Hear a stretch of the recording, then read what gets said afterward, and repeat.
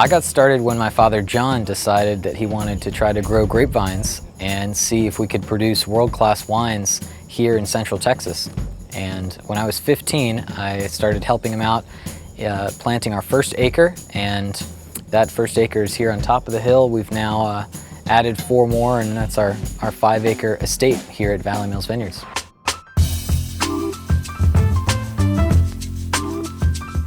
Well, there are several advantages to growing grapes in this area. So hillsides are a great place to grow grapevines.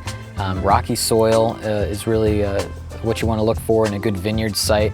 And so a lot of the land here west of Waco, Valley Mills, Clifton Meridian, has a lot of the elements that you want in a quality vineyard site that has the potential to make good wine.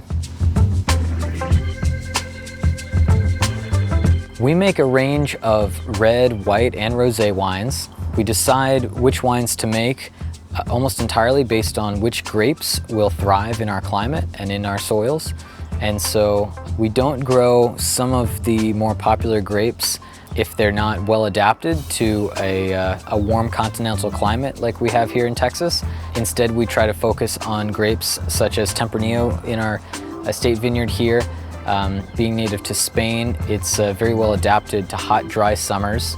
And so we like to not fight nature and try to plant the vines that will thrive in our area. So our work is very seasonal here at Valley Mills Vineyards. When growing grapes, you do a lot of farming, and it's very hands-on in the vineyard from February all the way through harvest, which for us tends to be July and August. Once harvest hits, more of the work becomes winemaking.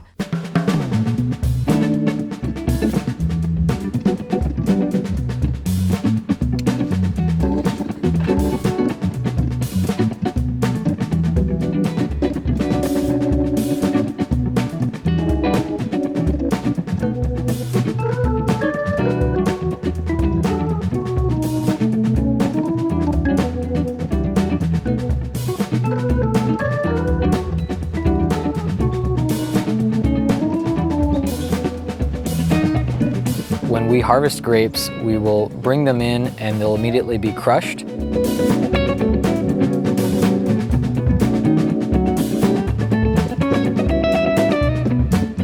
There are 2 divergent paths that you take depending on whether you're making a white or a red wine. For a white wine, you'll actually crush and press, or sometimes go straight to the press, because you're just fermenting the juice of white grapes to make a white wine. For red wine, you're actually generally crushing, destemming.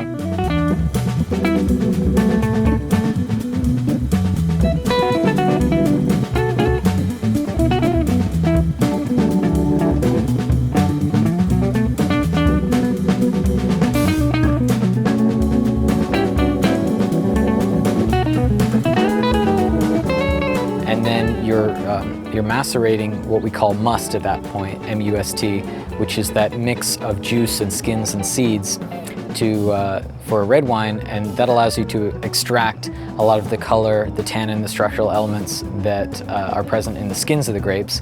And you'll only press those red wines generally post-fermentation, depending on the style that you're looking for.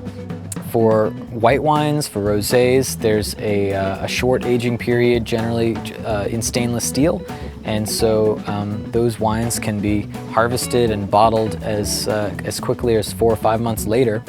For red wines, for us, we do traditional barrel aging in 60-gallon barriques, and so that's more of a 1.5 to a 2-year process generally to make a red wine.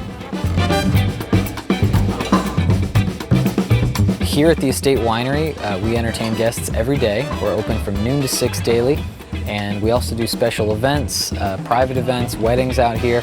We plan to become one of the top wineries here in Texas and to keep pushing the boundaries for quality and produce world-class wines here from locally grown grapes. One of our commitments is to always use 100% Texas-grown grapes, and within those parameters, we're going to keep experimenting with varietals, types of grapes that really thrive in our climate and have the potential to make world-class wines.